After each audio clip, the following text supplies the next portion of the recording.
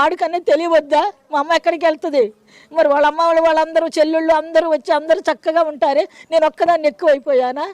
నా ముఖం అంత అసహ్యంగా ఉందంట. నన్ను చూస్తే వాళ్ళకంటే బీపీ పెరిగిపోతుందంట. నన్ను చూస్తున్నంతలోనే అంత బీపీ పెరగాల్సిన వాళ్ళకి హార్ట్ అటాకులు వచ్చి పడిపోతారంట, చచ్చిపోతారంట మగుడు పిల్లలు. నేనే పెంచాను కదమ్మా, నేనే పెద్దదాన్ని చేశాను కదమ్మా.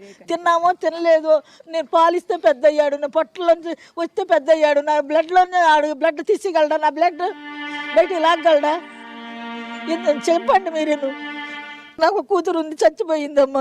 మాది -ప్లేస్ విజయవాడ, చచ్చిపోయింది.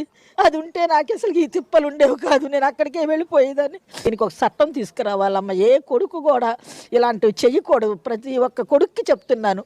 దీని వెనకాల వాళ్ళ భార్యలు వాళ్ళ అమ్మలే ఉన్నారు. భార్యకి చెప్పుకోవాలిగా, మా అమ్మ ఒక్కదయ్య ఉంది, మా అమ్మకి ఎవరు లేరు, మా అమ్మ తప్పితే నాకు మా అమ్మే ఉంది కాబట్టి మా అమ్మ నా దగ్గరే ఉంటుందని చెప్పాలి కదా.